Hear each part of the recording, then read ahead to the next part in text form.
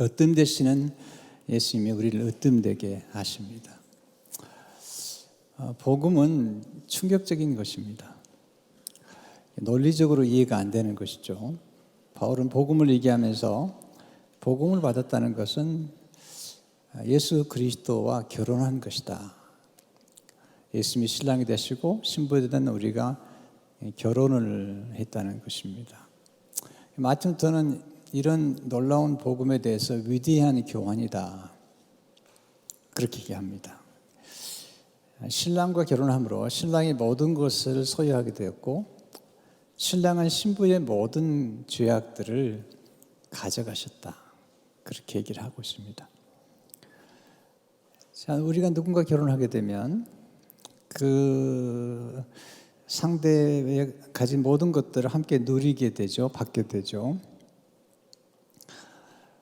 그래서 그런 면에서 바울은 예수님이 누구신가에 대한 관심이 많죠. 왜냐하면 우리가 결혼하게 된, 신부된 교회에 우리가 결혼하게 된 예수님이 누구신가가 곧 우리가 누구인가를, 또 우리가 앞으로 누리게 될 모든 것들을 결정하기 때문이죠. 우리가 어떤 좋은 분과 결혼한다면, 또 좋은 분과의 만남을 가졌다면 그분을 만남으로 앞으로 누리게 될 그런 혜택이나 은총에 대해서 생각하게 되죠. 바울은 그런 면에서 예수님이 누구신가를 우리에게 소개해 주는 놀라운 그런 계시의 말씀을 받게 된 것입니다. 특별히 오늘은 예수님은 으뜸이 되신다. 그렇기 때문에 으뜸 되신 예수님과 결혼한 우리 모두는 으뜸이 되는 축복을 받게 되었다, 그런 말씀이죠. 오늘 본문 1장 18절에 보면 골로새서 한번 같이 읽어보겠습니다. 시작. 그는 몸인 교회의 머리시라. 그가 근본이시요 죽은 자들 가운데서 먼저 나신 이시니 이는 친히 만물의 으뜸이 되려 하심이라. 바울이 으뜸이라는 이 단어, 헬라어로는 프로튜어라는 단어인데요, 으뜸이란 서열이나 영향력에서 제1인자, 모든 것, 많은 것 가운데 가장 뛰어나다라는 뜻을 가지고 있습니다. 바울이 여기 쓰는 으뜸이라는 단어는 딱 한 번만 사용합니다. 예수님에게 대해서만 사용하고 있는 것입니다. 으뜸이라는 단어와 함께 바울이 연결시켜 사용하는 단어가 있죠. 연결시켜 사용하는 단어들이 사실 다 으뜸과 관련이 되어 있는 것입니다. 첫째는 머리라는 단어죠. 그는 몸인 교회의 머리시라. 또 하나는 근본이라는 단어이죠. 그가 근본이시다. 모든 것의 원인이시고 처음이시고 시작이시다. 또 하나의 단어는 먼저 나신이다.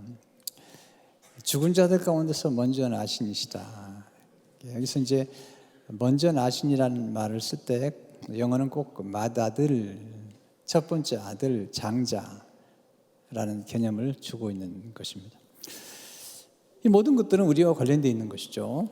왜냐하면 우리는 이제 신부가 됐기 때문에, 예수님의 신부, 교회가 신부잖아요. 그런 면에서 예수님이 누구신가, 그리고 예수님이 으뜸이라고 말씀하실 때 그 으뜸이라는 것이 무엇을 의미하는 걸까? 머리 또는 근본, 장자, 이런 것들이 우리가 어떤 관계가 있는 것인가를 오늘 사도 바울이 우리에게 설명해 주고 있죠. 다 2절밖에 아닌 성경이지만 이 성경 속에 담긴 깊은 보안은 짧은 30분 안에 다 표현할 수 없을 만큼 깊고 오묘한 것입니다. 예수님은 몸인 교회의 머리이시다.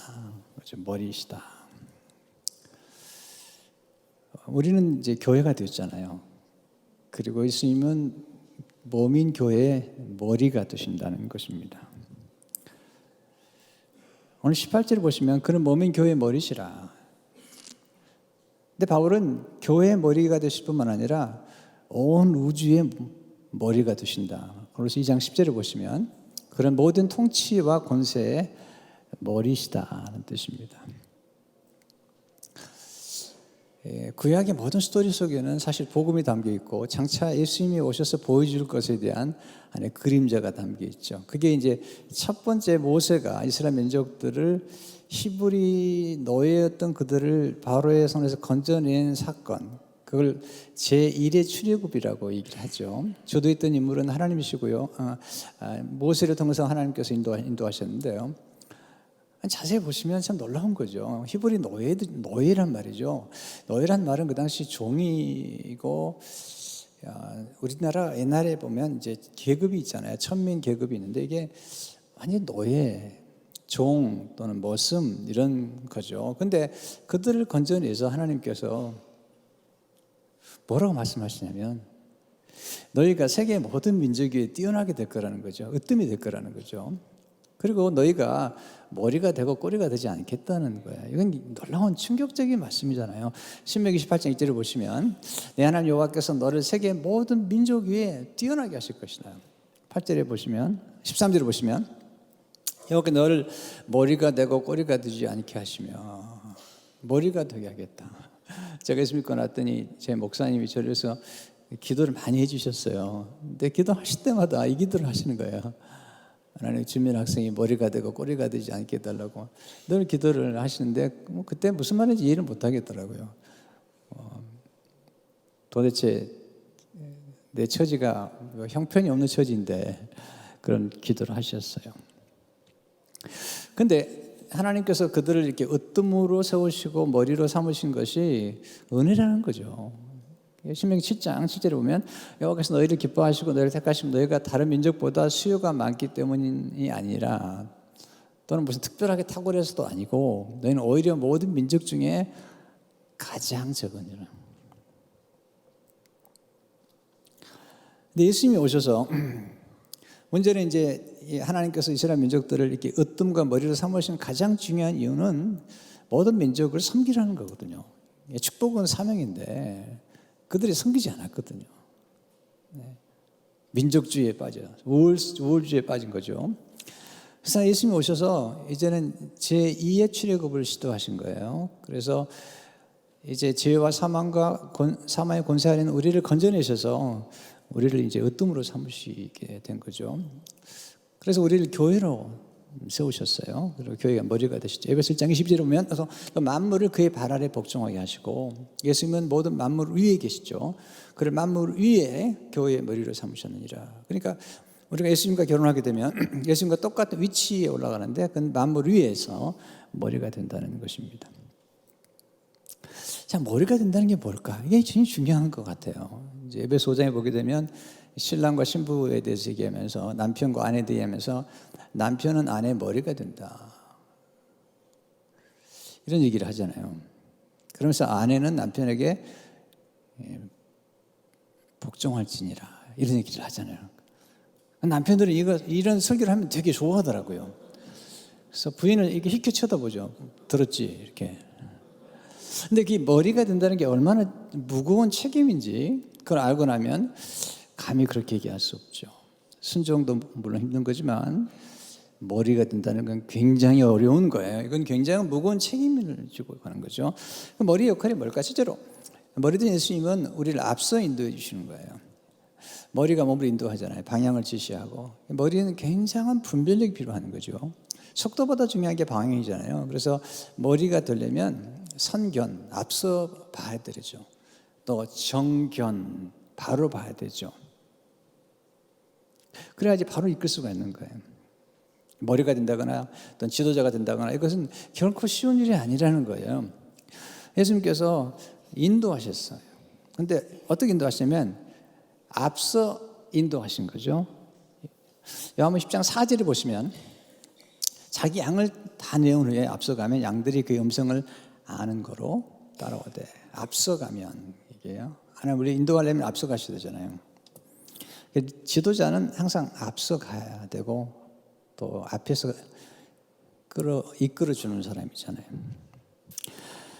근데 바울은 예수님이 이렇게 앞서기 위해서는 근본이 되셔야 된다는 거예요. 18절을 보시면 그가 근본이시오 죽은 자들 가운데서 먼저 나신 이시니 먼저 나신다. 네. 굉장히 중요한 얘기죠. 재창조의 일이 벌어지신 이런 역사를 하는데 예수님 모든 것의 근본이시다.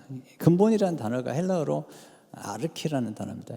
이 정도는 알아야 되는데요. 보통 이제 헬라어가 영어하고 많이 관련이 되어 있기 때문에 아르케, 처음 시작, 기원, 근원, 원본, 또 원조, 어떤 식당을 가리켜서 식당이 무슨 음식의 원조다 이런 표현을 쓰잖아요. 예수님이 모든 것의 기원이 되시고 모든 것의 원천이 되신다는 것을 강조하고 있습니다. 창조의 근본 되신 예수님께서 새 창조, 곧 죽으시고 부활하신 새 창조의 또 하나의 시작이 되셨다는 것입니다. 첫 열매라고 그러잖아요. 첫 열매라는 뜻은 그 뒤로 많은 열매가 맺게 된다는 거거든요. 예수님이 부활의 첫 열매가 된다는 것은 예수 믿는 우리들이 그렇게 첫 열매의 길을 따라간다는 의미를 가지고 있습니다. 앞서가셨다. 그래서 앞서서 이 지성소에 하늘의 지성소로 들어가시고 우리를 그의 피로 구속하셔서 우리도 하늘의 지성소로 이끌어 가시는 분이 예수님이시다는 거죠. 두 번째, 머리 같은 예수님은 자신을 내어주심으로 우리를 사랑하시는 것입니다. 에베소 5장 25절 말씀 남편들만 읽어보겠습니다. 아내들 읽지 마시고 남편들만. 시작. 남편들아 아내 사랑하기를 그리스도께서 교회를 사랑하시고 그 교회를 위하여 자신을 주신 같이 하라. 조금 심각해지네요. 네, 아내들에게 순종하라고 하는 것보다도 더 무게 있는 게 뭐냐면 남편들은 그리스도께서 교회를 위하여 자신을 사랑해 주신 것처럼 남편의 역할은 으뜸의 역할은 희생이라는 거죠. 희생. 예수님께서 희생하시잖아요. 목숨을 내어주셨잖아요. 요한복음 10장 11절에 보면 나는 선한 목자라 선한 목자는 양들을 위하여 목숨을 버리거니와. 그래서 머리라는 것은 가장 아름다운 머리의 역할은 희생에 있다는 거죠. 세 번째, 머리 드신 예수님은 몸의 성장에 필요한 것을 공급해 주는 거죠. 그러니까 예수님의 역할은 공급의 역할이고 남편의 역할은 아내에게 모든 것을 또 가족들에게 모든 것을 공급할 책임이 있는 것입니다. 그래서 바울은 머리를 붙잡으라는 거죠. 예수님을. 왜냐하면 그래야만 예수님으로부터 공급을 받기 때문이죠. 그래서 2장 19절을 보시면 한번 같이 읽어보죠. 굉장히 중요한 말씀이죠. 시작. 머리를 붙들지 아니하는지라 온 몸이 머리로 말미암아 마디와 힘줄로 공급을 받고 연합하여 하나님이 자라게 하심으로 자라느니라. 머리가 하는 일은 공급해 주는 거거든요. 이 머리와 연합함으로 하나님이 자라게 하심으로 자라게 하는 거예요. 만약 여러분 예수 믿으러 교회 나왔는데 예수님에 대한 관심이 없다. 그냥 교회 와서 이렇게 철학적인 얘기를 듣고 싶고 경제적인 얘기를 듣고 싶고, 물론 이제 철학이나 경제도 다 성경 안에 포함되어 있긴 하지만 만약에 예수님이 모르고 예수님께 관심이 없다면 우리는 결코 잘할 수가 없는 거죠. 왜냐하면 예수님 머리로부터 우리는 공급을 받고 머리와 연결돼야만이 잘하게 되는 거예요. 그래서 교회 여러분 유해 나오시죠. 예수님을 만나고 예수님을 알려고 나오는 거잖아요. 요한복음 12장에 보면 참 놀라운 얘기가 나오죠. 헬라 사람들이 예루살렘에 예비하러 오죠. 여러분 헬라 그 당시에 그리스와 예루살렘은 아주 떨어져 있는 곳입니다. 네. 그 먼 곳에서 예배를 드리러 온 거죠. 근데 더 놀라운 얘기래요. 네, 빌립을 찾아가서 우리가 예수를 보고자 한다. 정말 놀라운 거죠. 네. 교회에 와서 뭘 보십니까? 이렇게 누구를 보기 원하십니까? 누구를 알기 원하십니까? 여러분 성경이 있지만 성경에서 예수 그리스도를 보지 못한다면 성경을 읽어도 여러분의 마음속에 깊이 닿아 있지 않은 거거든요. 그러면 우리가 이제 예수님이 우리를 공급하신다고 할 때 성경은 이렇게 강조하는 거죠. 뭔가를 공급하려면 누군가에게 무엇인가를 지속적으로 공급하려면 공급하는 분은, 잘 들으세요. 공급하는 분은 충만해야 됩니다. 풍성해야 됩니다. 또 부요해야 됩니다. 여러분 가지지 않는 거 어떻게 나눠주시겠습니까? 성경은 예수님은 모든 충만의 충만이라는 거예요. 모든 부요하심의 부요라는 거예요. 모든 풍부의 원천이시라는 거죠. 그 얘기를 하고 있거든요. 그래서 10장 19절을 보시면 같이 읽어보겠습니다. 시작. 아버지께서는 모든 충만으로 예수 안에 거하게 하시고. 자, 우리가 충만을 경험하는 길은 예수님밖에 없습니다. 보세요. 우리 인간의 욕망이라는 건 끝이 없는 것 같아요. 욕심이 끝이 없죠. 화장실 한 개 있다가 2개 있는 게 소원이죠. 2개 있으면 또 3개 있고 싶고 끝이 없습니다. 왜냐하면 하나님이 인간을 만들 때 인간을 천하보다 큰 존재로 만들었기 때문에 천하가 들어와도요 역시 이 욕망을 채울 수 없죠. 천하보다 크신 한 분 예수 그리스도가 들어와야만이 우리는 그때 정말 자족을 할 수 있게 되는 겁니다. 예수님은 모든 충만하실 뿐만 아니라 더 놀라운 건 뭐냐면 예수님 자신만 충만한 것이 아니라 우리 모두를 충만케 하시는 분이시라는 거죠.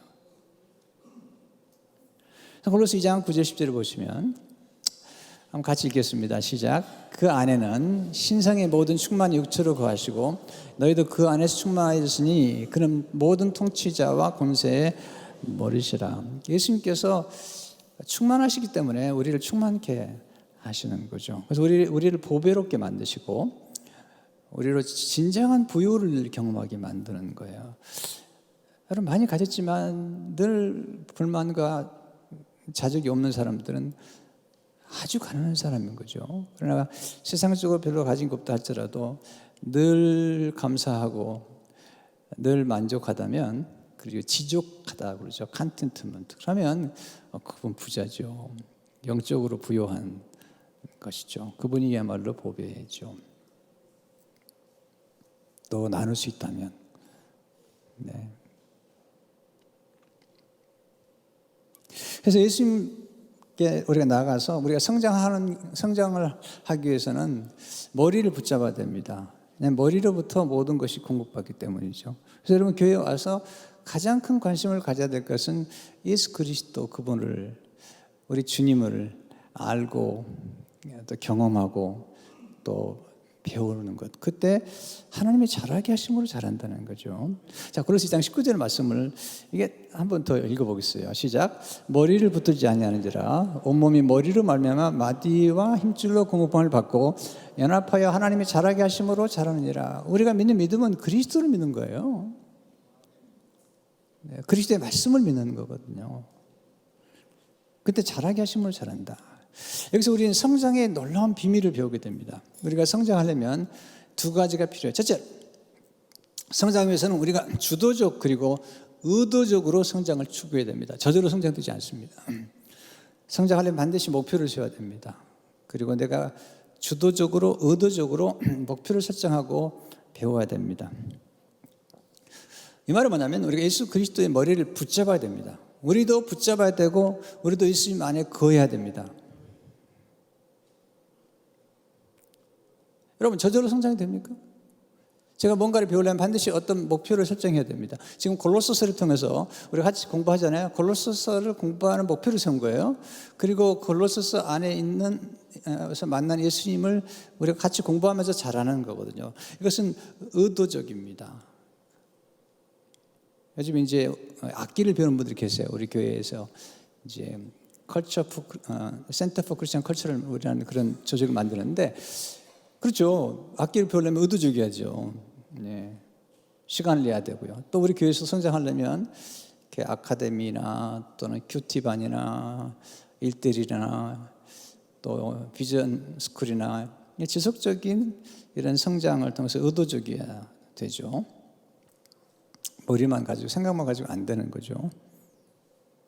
둘째, 성장은 하나님이 잘하게 하심으로 잘하는 것이라는 거죠. 이게 이제 신비에 속하는 것입니다. 우리가 의도적이지만 그러나 또 성장하기 위해서는 하나님의 은혜가 필요하다는 것입니다. 여기서 제가 쓰고 싶은 단어가 성장의 신비는 주도적 수동성이 있다는 거예요. 주도적. 우리가 주도적으로 학습을 해야 되지만 동시에 우리가 변화하고 성장하는 데는 하나님이 우리를 개입하시는 거예요. 보세요. 열매를 맺으라고 그러잖아요.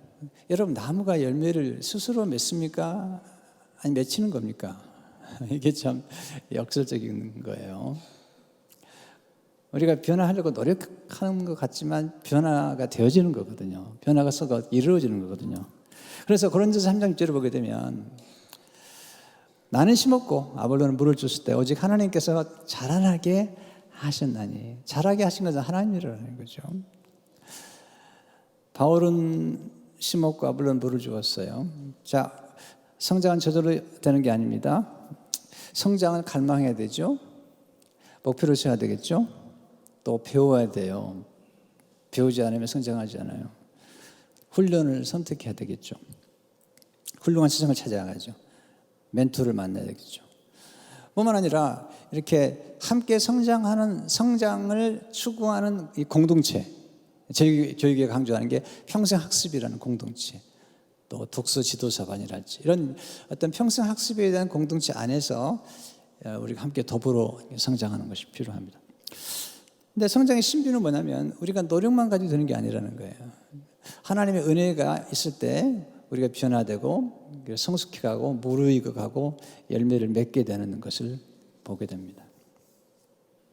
바울은 예수 그리스도의 충만한 자리까지 이렇게 성장하도록 우리를 권면하시는 것들을 보게 됩니다. 교육은 굉장히 중요한 겁니다. 제가 다음 주일은 이제 2부는 임직시키지만 1부, 3부, 4부는 하나님이 어떻게 아주 평범한 사람들을 탁월한 인물로 키우셨는지, 이제 그 히브리 민족이 교육을 통해서 어떻게 성장했는지에 대해서 그 말씀을 제가 드리려고 그래요. 이런 거죠. 평범한 사람이 있어요. 이 사람이 비범해지는 거죠. 오디너리가 엑스트라 오디너리가 되려면 이 엑스트라가 필요한 거예요. 자, 어렵지 않아요. 보세요. 평범한데 비범해지는 것은 오디너리가 엑스트라 오디너리라면 엑스트라가 필요한 거죠. 그러니까 히브리 노예들이에요. 히브리 노예들인데 엑스트라, 하나님이 그들과 함께 하신 거죠. 거기다가 하나님이 교육을 시킨 거예요. 교육을. 쉽게 하면 우리가 엑스트라 오디너리가 되려면 보통 사람보다 엑스트라가 더해져야 되는데 그게 교육이에요. 또 하나는 엑스트라 헬프, 엑스트라의 도움이 필요한 거죠. 하나님이 도움이 필요한 거예요.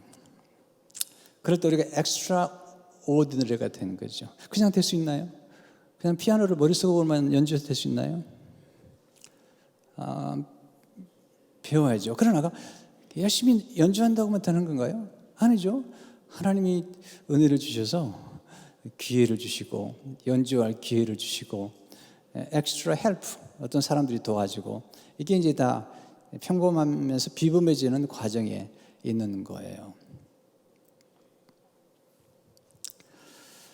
그렇게 함으로써 하나님께서 우리가 성장하기를 원하시는 거예요.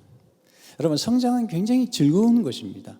우리 인간 속에는 성장 본능이라는 게 있어가지고 우리는 성장할 때 가장 큰 기쁨을 누리는 겁니다. 아이들이 자라면서 처음에 기어다니다가 어느 날 이렇게 소파를 딱 붙잡고 딱 섭니다. 그 서는 그 순간에 아이의 모습을 한번 지켜보십시오. 네, 굉장한 환희를 경험하는 것입니다. 첫 번째 걷기 시작합니다. 대단한 놀라운 경험을 하는 것입니다. 나중에 성장해서 엄마한테 밥을 먹여주고, 이게 성장하는 것입니다. 그걸 지켜보는 그 부모의 기쁨은 대단한 것처럼 하나님께서 우리를 지켜보실 때 우리가 성장하는 모습들을 지켜주시고 그런 면에서 엑스트라. 보세요. 오리를 가고자 하는 심리를 가라는 거예요. 이게 엑스트라 마일을 가는 거죠. 성공의 비결은 간단한 겁니다. 보통 사람보다 엑스트라 하면 되는 거죠. 직장에 그냥 나가지 마시고 30분 전에 미리 나가시고 또 30분 후에 퇴근하시면서 엑스트라 마일을 가는 거예요. 이럴 경우에 비범해지고 성장하는 경험들을 하게 되는 거죠. 이게 조금 차이가 대단한 차이를 만드는 겁니다. 조금 엑스트라가, 보세요. 축구 선수들 보세요. 네, 조금 차이인데요. 연봉이 30만 불에서 300만 불에서 엄청난 차이를 만드는 겁니다. 네. 중요한 건 뭐냐면 우리가 이 성장의 비밀, 어떻게 이루어지는가를 깨닫는 것이 중요한 것입니다. 다음 주 설교를 미리 한 이유는 다음 주는 임직식이기 때문에 예배 오신 분들은 설교를 못 들을 것 같아서 미리 좀 말씀드린 것 같아요. 자, 세 번째, 예수님은 만물의 으뜸이 되신다는 것입니다. 놀라운 일이죠. 우리가 만난 예수님이 만물의 으뜸이 되신다. 고린도서 1장 18절 말씀 한번 같이 읽어보겠습니다. 시작. 그는 죽은 자들 가운데서 먼저 나신 이시니 이는 친히 만물의 으뜸이 되려 하시며. 원래 예수님은 으뜸이 되신 분이에요. 원래 으뜸이신 분인 건데요, 십자가에 죽으시고 부활하심으로 으뜸으로 이게 드러났다, 으뜸으로 선포되었다는 거예요. 원래 으뜸이신 분인데 으뜸으로 알려진 거예요. 제가 이제 이 말씀을 묵상하기 시작한 거죠. 저는 이제 연구도 하지만 묵상을 많이 하고요, 또 하나님께 많이 여쭤봅니다. 하나님 이 말씀의 뜻이 뭐죠? 예수님이 으뜸이 되시는데, 이런 질문을 갑자기 하게 됐어요. 예수님이 으뜸이 되시는데 어떤 과정을 통해서 으뜸이 되신 거죠?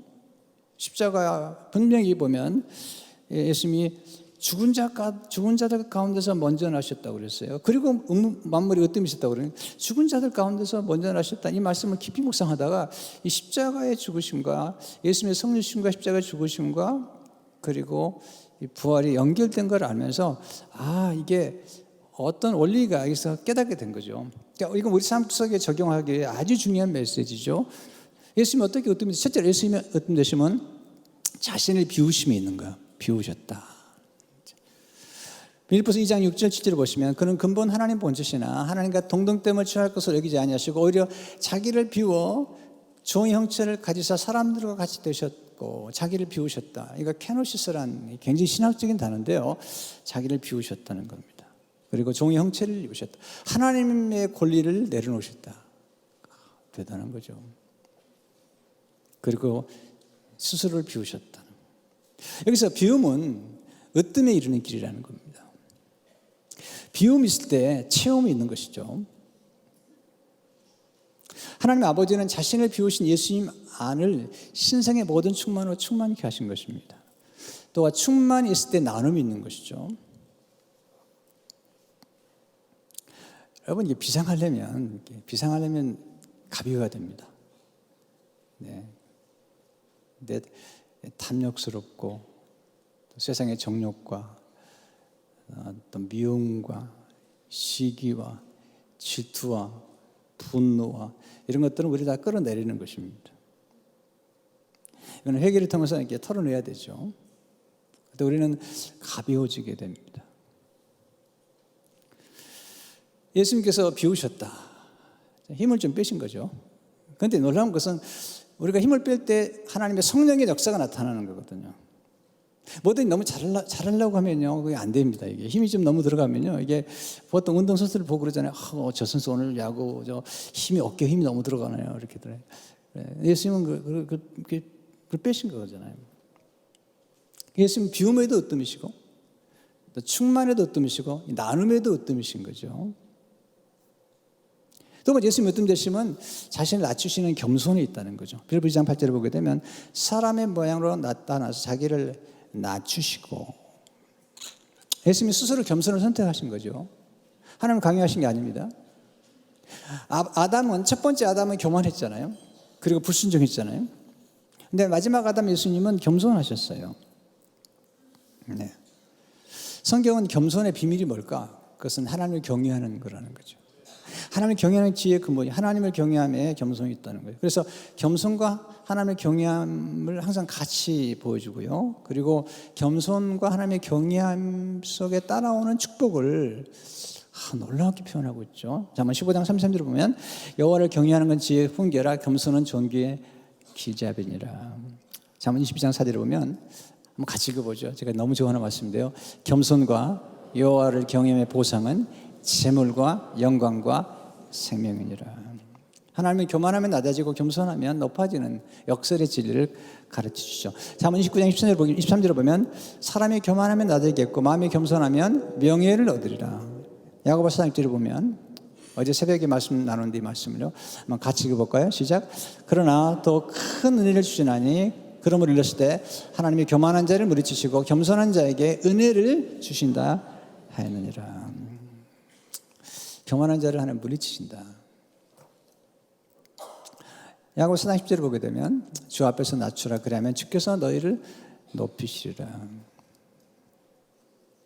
겸손한 사람이 어떤 사람이죠? 자기 한계를 아는 사람이죠. 자기 위치를 아는 사람이죠. 그리고 그 위치를 끝까지 지킬 수 있는 사람은 대단히 중요한 사람이죠. 우리가 요셉을 겸손하다고 그러죠.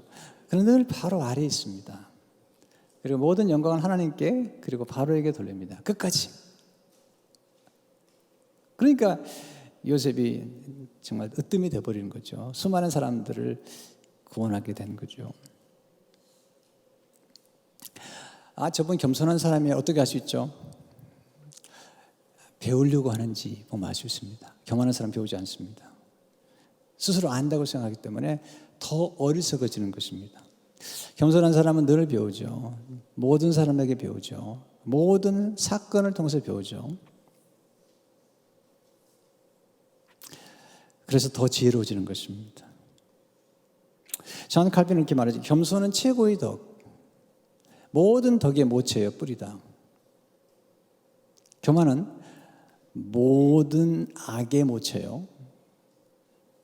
뿌리죠. 세 번째, 예수님은 으뜸되시면 순종에 있다는 거죠. 순종에.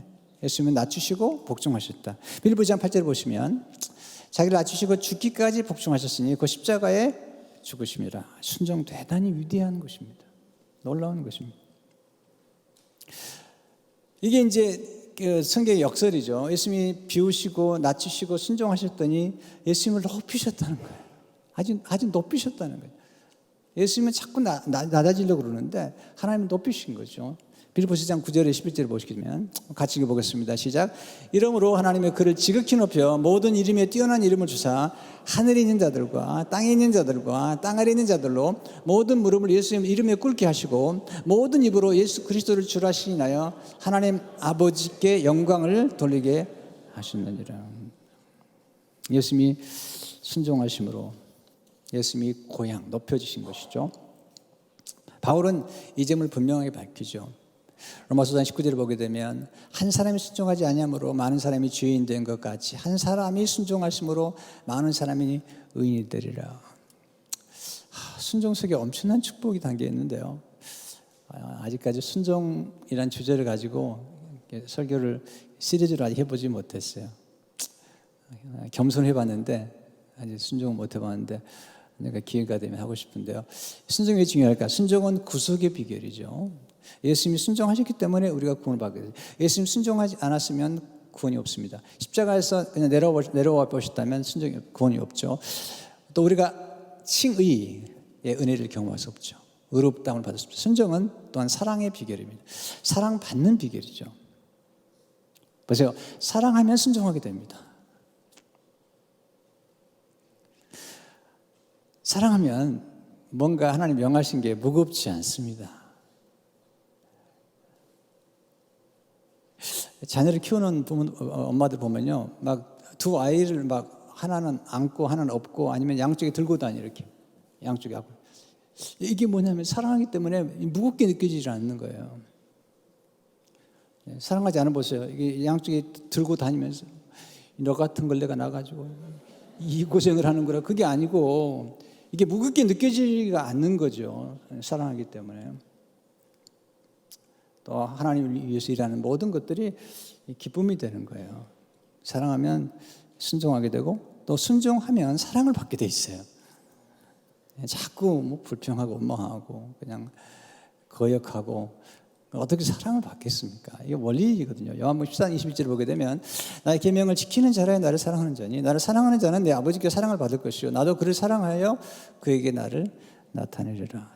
순종은 축복받는 비결이죠. 성경에 보면 순종하면 축복이 따라다녀요. 우리가 축복을 따라갈 게 아니라 순종만 하면 축복은 우리에게 따라온다는 것을 강조하고 있죠. 하나님의 복은 생명의 흐름이잖아요. 또한 순종은 평강을 누리는 비결이죠. 불순종하면 불안합니다. 두려웠고 마음에 평화가 없으면 마음에 행복이 없어요, 여러분들. 순종하게 되면 평강이 따르게 되죠. 이사야 48장 18절을 보게 되면 내가 나의 명령에 주의하였더라면 나의 명령에 순종하였더라면 나의 명령에 잘 듣고 청종하고 순종했더라면 내 평강이 강과 같았겠고 like a river. 대단한 표현이죠. 사람이 말씀에 순종하지 않고 이렇게 완고하게 되면, 불순종하게 되면 사람이 완악해집니다. 성경은 불순종하는 사람들의 역사는 영이 있다고 그러죠. 그건 사탄이죠. 그래서 우리가 완고하게 되고 완악하게 됩니다. 보세요. 딱딱하게 되면 물이 스며들 수가 없습니다. 영양분이 스며들 수가 없습니다. 마음이 딱딱해지면 하나님의 말씀이 흘러가도 역사가 나타나지 않아요. 마음이 너무 굳어서. 내 마음이 온유해지고 순종하면 온유해집니다. 하나님 말씀이 우리 안에 스며들어서 놀라운 역사가 나타나기 시작합니다. 그래서 성경은 좋은 온유한 예잖아요. 근데 순종이 습관입니다. 네. 작은 것부터 순종하는 경험을 해야 되는 거거든요. 순종이 습관입니다. 근데 항상 우리가 이제 뭐든지 보면 교회에서 활동하고 이렇게 섬기는 것도 처음에 갑자기 뭐 대단한 일을 하는 게 아닙니다. 항상 작은 것부터 시작을 하는 것이죠. 그러다 보면 점점점 더 큰 순종에 이르게 됩니다. 아브라함이 갈대우를 떠났던 순종이 나중에는 아들 이삭까지 바칠 수 있는 순종에 이르게 되는 것입니다.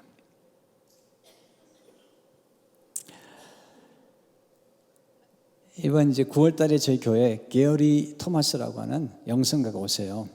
그분 책을 좋아하는데 그분이 와서 이제 금토일 3일 동안 저희 교회에서 말씀을 전하시고, 그때 탈보신학교의 잔코, 또 우리 닥터 벤신, 또 몇 분이 또 같이 오시고, 그때 이동훈 목사님도 오시게 됩니다.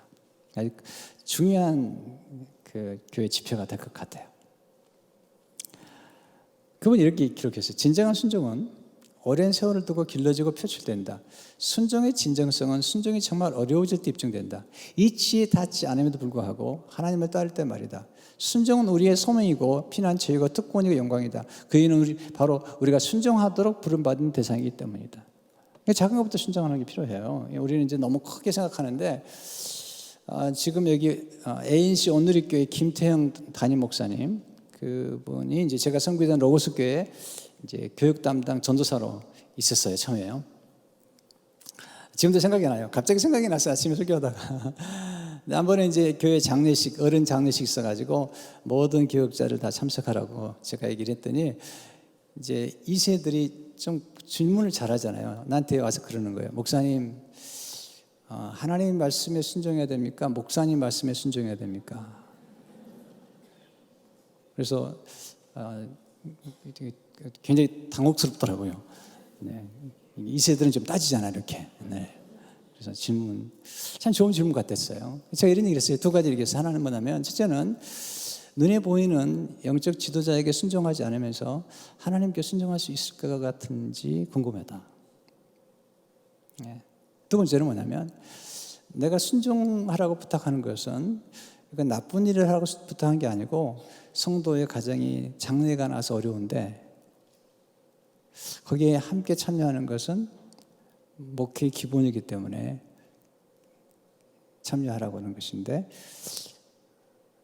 그렇게 얘기를 했어요. 그랬더니 다행히도 순종을 했어요.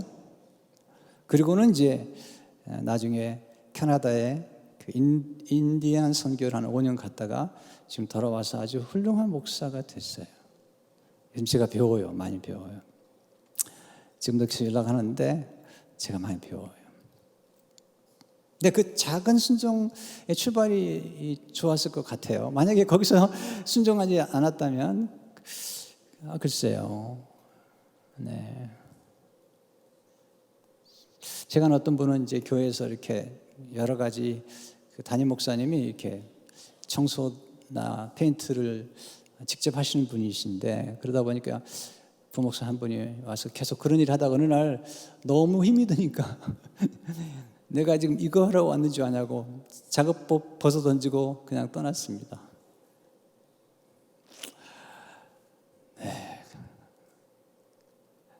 네, 슬픈 일이죠. 여러분, 작은 것 하나부터 이렇게 순종해 나가는 훈련이 필요한 거거든요. 브라더 로렌스라는 유명한 수사죠. 하나님 임재 훈련으로 유명해진 책인데, 그분이 수도성으로 갔는데 순종을 가르치는 거죠. 수도 원장이 불렀습니다. 밖에 나가서 어느 집에 가면 배추가 있는데 그 배추 한 곳에 가서 말뚝을 박으라고. 아니 먹는 배추에다가 말뚝을 박으라는데 순종을 가리키는 겁니다. 이해가 안 되는 거죠. 그렇게 함으로써 이제 그 브라더 로렌스가 순종하는 법을 배우고 하나님 임재 앞에 살아가면서 정말 그 수많은 사람들에게 영향을 끼치는 그런 일을 하게 된 거죠. 여러분, 아들 이삭을 바치라는 게 이해가 될까요? 이해가 안 되죠. 중요한 건 작은 것부터 실천하는 게 필요하죠. 네 번째, 예수님의 으뜸되심은 섬김에 있다는 것이죠. 머리됨이나 으뜸은 섬김에 있는 것이죠. 마가복음 10장 45절을 보게 되면 한번 같이 읽어보겠습니다. 시작. 인자가 온 것은 섬김을 받으려 함이 아니라 도리어 섬기려 하고 자기 목숨을 많은 사람의 대성물로 주려 함이니라. 예수님 제자들이 십자가 지신 예수님께 와서 으뜸되게 원했거든요. 예수님 세베대의 두 아들이 예수님 한 사람 자정수 운동장에 앉게 해달라는 거죠. 예수님께서 그 으뜸이 되고 싶어하는 열망을 가진 건 좋은 것이다. 내가 으뜸이 된 법 가르쳐 주겠다. 마가복음 10장 44절 말씀 같이 읽어보겠습니다. 시작. 너 중에 누구든지 으뜸이 되고자 하는 자는 모든 사람이 종이 되어야 해. 예수님 발을 씻겨주셨고 제자들의 섬기셨습니다. 교회는 그런 곳입니다. 네, 세두를 부리는 게 아닙니다. 섬김이 아름다운 것입니다. 예수님의 생애 가장 아름다움은 부활의 영광 이전에 십자가 희생이 있었고 그 제자들의 발을 씻겨주심에 있었던 것입니다. 지난 금요일날 최인혁 선가사님, 또 송정미 사모님, 또 그 안재 복화수사 이분이 오셨는데 이분들이 제 방에 오셨어요. 제 방에 2층에 제 방에 오셨는데 저는 그냥 우리가 지금 교육관에서 하고 이제 생각하는데 나중에 그 얘기를 하신 저보고 목사님 제가 수천 교를 다녔지만은 이게 그래도 우리 이 교회 큰 교회 같은데 이 큰 교회 담임 목사 방에 이렇게 적은 건 처음 봤다는 거예요. 그래서 갑자기 소름이 확 끼치더군요. 이게 무슨 얘기를 하려고 그러나.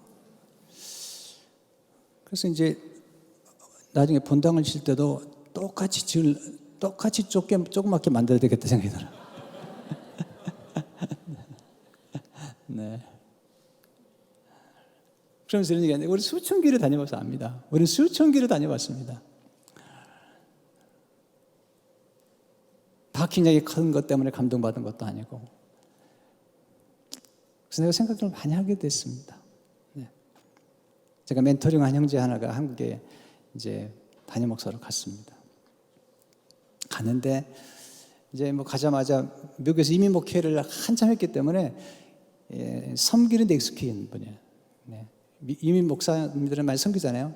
이사도 하고 이사도 해주고 이런 많이 섬기는데 가서 이제 식사를 한번 직원들하고 목회자들이 같이 대접하러 가는데 그 건물을 이제 관리하는 두 집사님이 저희는 건물 관리 때문에 우리는 건물 지켜야 되기 때문에 식사를 못 갑니다. 그러시냐고. 그리고 식사가 돌아오는 길에 그분들이 고마워서 커피 2잔을 사가지고 그분들에게 드렸답니다.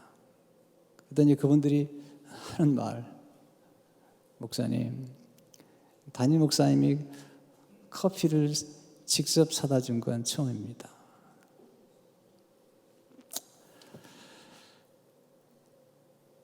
그리고 이 목사님이 가셔서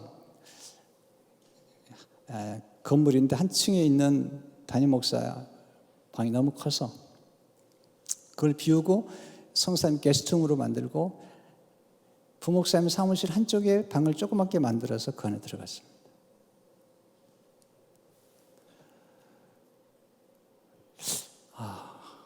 감동을 받았습니다. 네.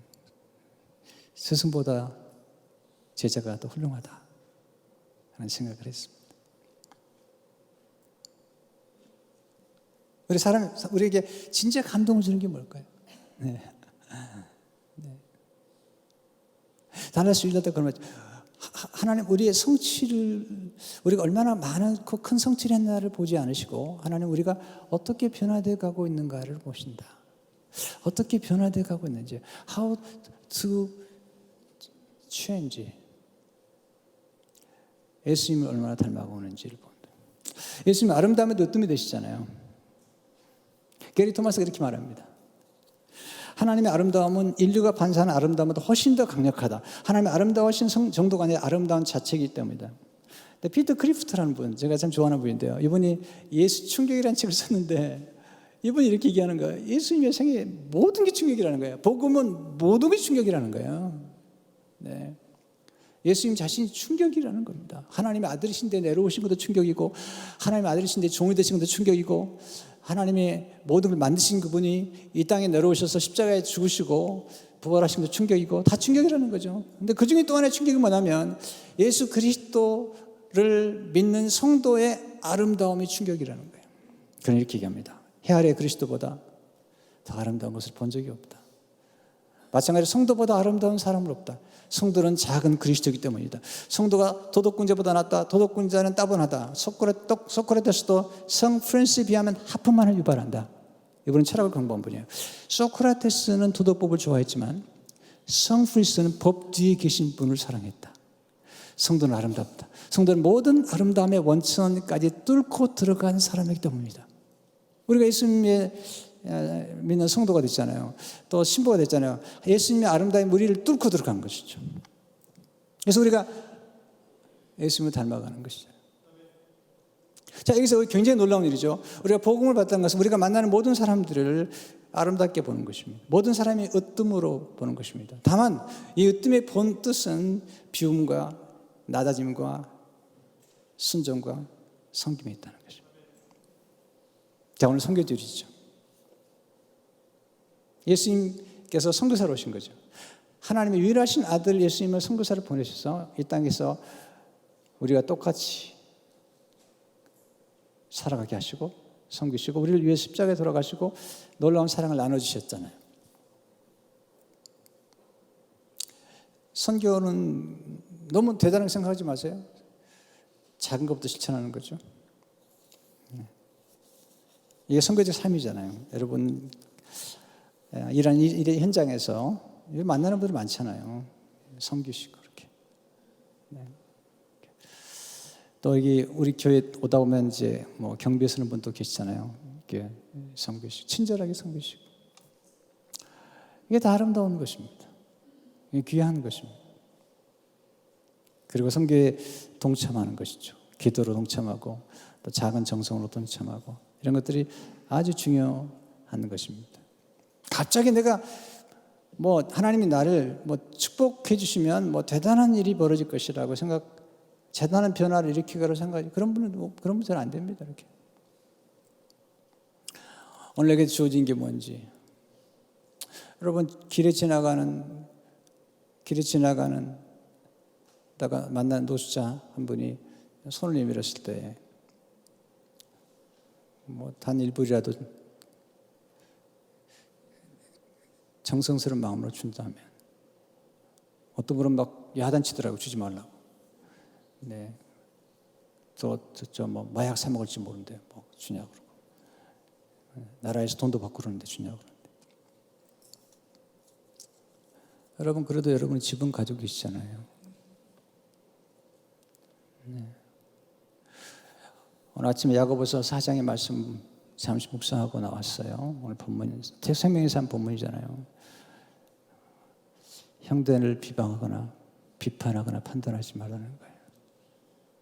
왜? 우리는 하나님 아니라는 거죠. 입법하신 하나님도 우리를 사랑하시는데 우리 입법자도 아닌데 왜 함부로 판단하냐. 소리가 좀 길어졌습니다. 왜 우리가 교회에서 임직을 맡기도 하고 또는 여러 역할을 하죠. 섬김을 위한 것이고 또 우리가 섬긴다는 것은 나누는 것입니다. 내게 우선 주어진 것 가운데 섬기다 보면 하나님의 더 큰 역사가 나타나는 것입니다. 하나님 여러분을 가장 아름답게 보시죠. 왜냐하면 하나님 여러분 보실 때 그냥 보신 게 아니고요. 예수님을 통해서 보시는 겁니다. 똑같아요. 우리가 사람들 만날 때마다 예수님을 통해서 보게 되면 사람들 모두에게서 가장 아름다운 모습을 보게 됩니다. 왜냐하면 여러분과 저는 하나님의 아름다움이 관통된 사람들이기 때문에 여러분 이 복음 안에서 섬김의 영광을 누리시기를 주의 이름으로 축원합니다. 하나님 감사합니다. 오늘 선교주일에 우리를 으뜸되게 하시고 또 으뜸됨으로 섬기게 하시고 나누게 하시는 그 놀라운 진리를 깨달았습니다. 머리가 되신 예수님이 친히 자신을 내어주신 것처럼 머리됨이 얼마나 무거운 책임인지, 그리고 그 영광스러움이 얼마나 무거운 사명을 감당해야 되는지를 알고 겸허하게 살아가도록 축복해 주옵소서. 예수 이름으로 기도합니다.